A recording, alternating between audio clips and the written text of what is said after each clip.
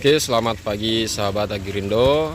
Hari ini kita lagi memantau pembibitan seledri menggunakan talang asbes.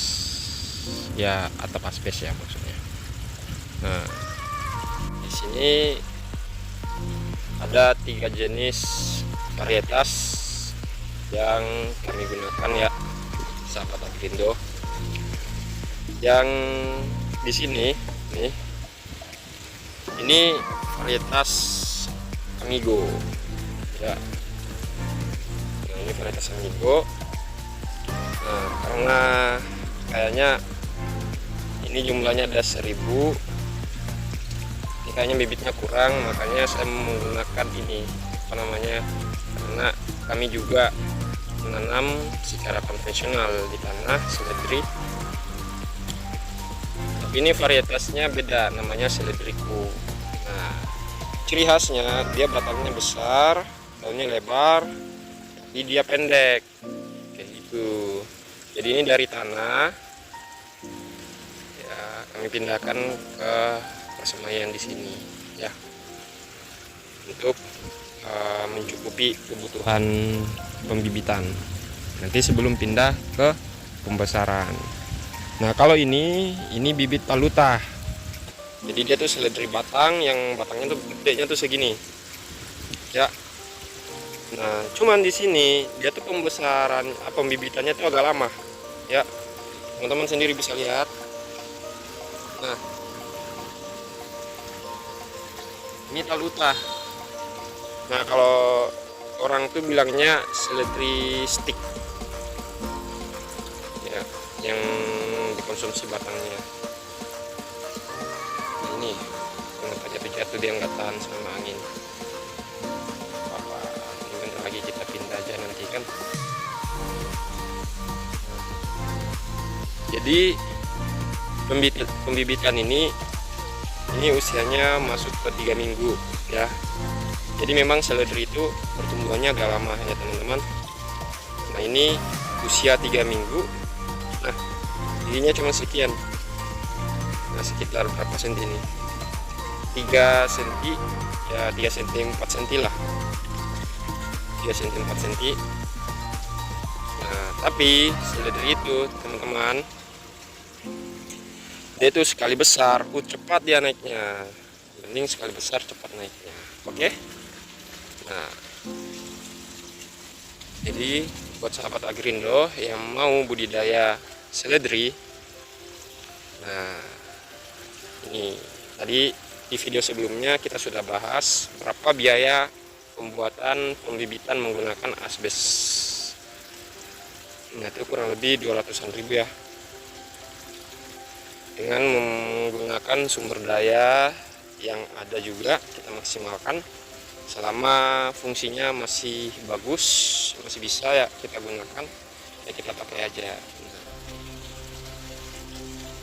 Jadi ini satu asbes ini panjangnya ternyata 180 ya teman-teman. Ini panjangnya 180. Kapasitasnya ini itu sekitar 500 pembibitan dengan ukuran roll 2x2, 500 sampai 700 ya. Nah, ini lebarnya 70. Di sini saya menggunakan di arah baliknya, arah bawahnya asbes. Karena kenapa? Gelombangnya lebih banyak. Kita dapat 11 gelombang. Ya. Kalau di bawahnya ini kurang lebih paling dapat 10 kah kayaknya. Intinya lebih banyak kalau kita menggunakan bagian bawahnya asbes ini. Jadi kita bisa memaksimalkan ruang persemaian. Nah, di sini nanti rencana kami mau tambah lagi 2 asbes. Jadi bisa 2000-an lah, 2000-an space persemaian.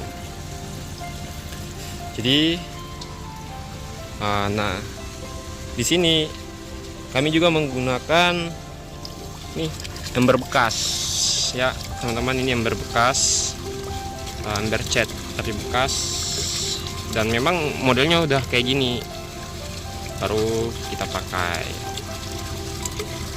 Yang penting nggak bocor ya. Nah, Ini fungsinya biar terdapat sirkulasi oksigen juga di airnya. Nah, itu penampakannya di bawah. Oke. Nah, di sini kita mau coba tes berapa ppm yang kita gunakan ya teman-teman. Bentar. Nah, di sini kita menggunakan TDS yang lengkap dengan suhunya. Nah, oke.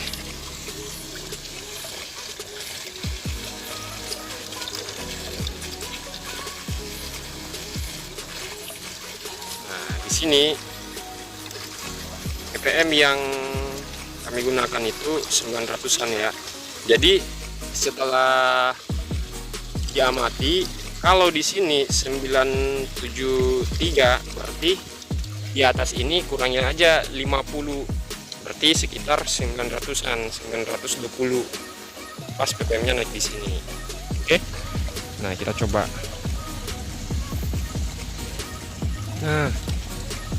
Nah, lihat nih, ya kan? Jadi kita kurang 50 aja. Jadi kisaran di situ.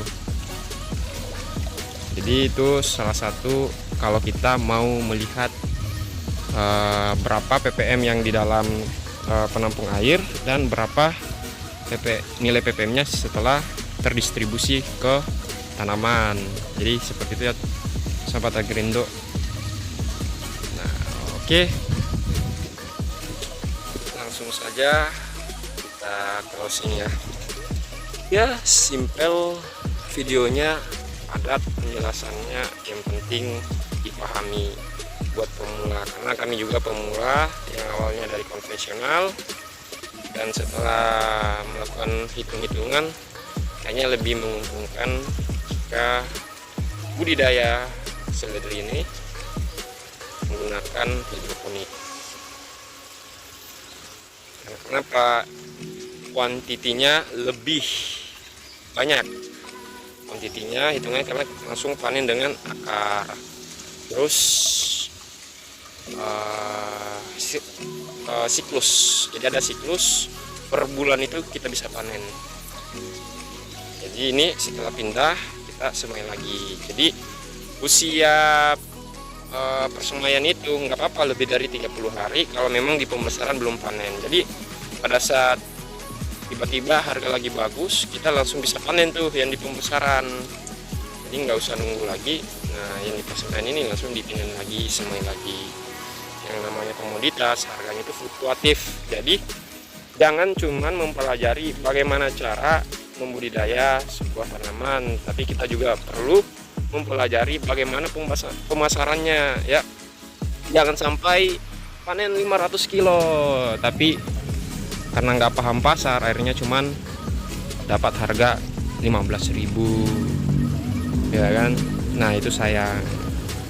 Nah, tapi kalau kita bisa paham pasar, nah, karena setiap daerah pasar nilai pasar sebuah komoditas itu beda-beda ya. Nah, itu perlu diperhatikan. Nah, kalau di sini kami pribadi tidak melepas